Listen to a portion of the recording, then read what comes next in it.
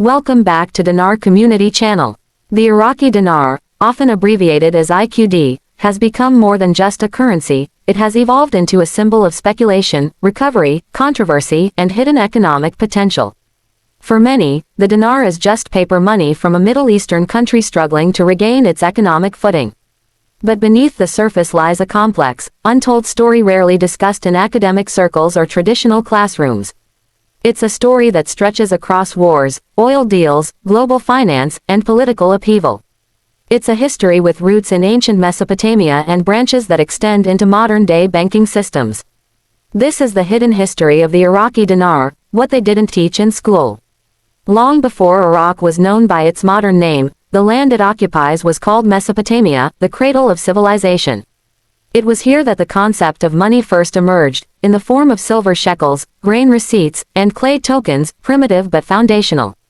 The ancient Sumerians, Babylonians, and Assyrians developed systems of trade, accounting, and measurement that laid the groundwork for currency-based economies. Fast forward a few thousand years, and Iraq became a British-controlled territory after World War I, eventually gaining independence in 1932. Its modern monetary system began to take form in 1931 with the establishment of the Iraq Currency Board in London, which introduced the Iraqi dinar to replace the Indian rupee then in circulation. Back then, the dinar was pegged to the British pound, and for decades it maintained a reputation as one of the most stable and valuable currencies in the region. Through the 1970s and 1980s, the dinar often traded at rates exceeding $3 per dinar. Iraq was an oil-rich nation with ambitious infrastructure projects and one of the best-educated populations in the Arab world. The Central Bank of Iraq operated under relatively sound economic principles, and while corruption existed, as it does in many countries, the dinar was backed by oil wealth and a functioning, if autocratic, government under the Ba'ath Party and Saddam Hussein. However, everything changed after the Gulf War in 1991. Following Iraq's invasion of Kuwait and the subsequent international backlash, the United Nations imposed crippling sanctions that devastated Iraq's economy. The country was cut off from global markets. Its oil exports were limited, and its access to foreign reserves dried up. In the early 1990s, the Central Bank of Iraq began printing money without backing, leading to rampant inflation. The once strong dinar began to collapse. It was during this time that the infamous Saddam dinar began to circulate, a lower-quality banknote printed with Saddam Hussein's image, produced on cheap paper with no anti-counterfeit features.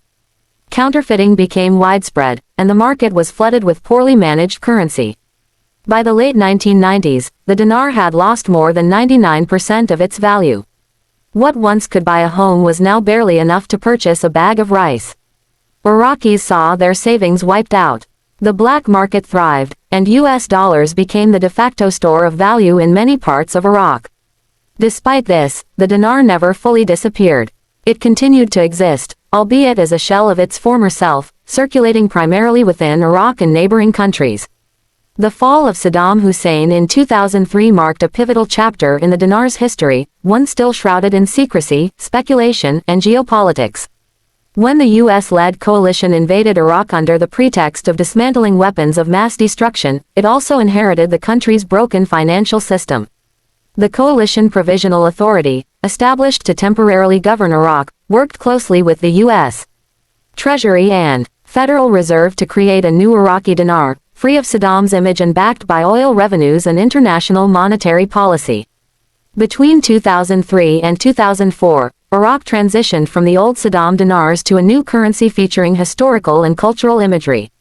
The exchange rate was fixed at 1 new dinar for 150 old dinars. Unlike before, the new dinars were printed with advanced anti-counterfeit features by De La Rue, a British company known for producing high-security banknotes. Billions of new notes were shipped into Iraq under heavy military protection. It was a massive logistical operation and an unprecedented moment in modern currency history. But what followed next was even more unusual.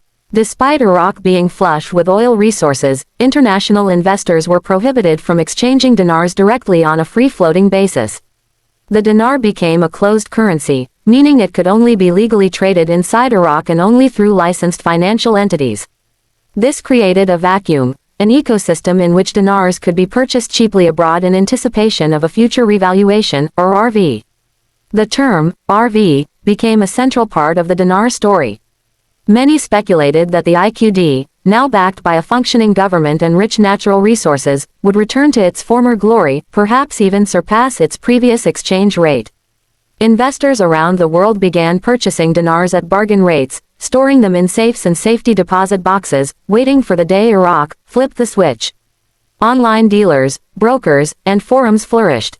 Some claimed to have intel about secret meetings, IMF directives, and central bank reforms. Others warned of scams, misinformation, and unrealistic expectations. What was largely hidden from public education systems, however, is how currency manipulation, war, and geopolitics can intertwine. The United States, by controlling Iraq's oil exports and aiding in the rebuilding of its central bank, gained influence over Iraq's financial levers. The dinar became more than just currency, it became a potential instrument of strategic economic alignment. U.S. contractors were paid in dinars, only to convert them into dollars at favorable rates. Meanwhile, trillions of IQD sat in circulation, but only a small portion outside Iraq, further fueling speculation that a revaluation would wipe out much of the external holdings while benefiting those holding contracts or dealing through official channels. Complicating the narrative were official statements from the Central Bank of Iraq and the International Monetary Fund. Over the years, the CBI occasionally made announcements about deleting the zeros, a monetary reform plan meant to reduce currency volume and simplify accounting. This was misinterpreted by many in the dinar community as an RV trigger, while in reality, it often referred to redenomination, a neutral event that changes currency denominations without altering value.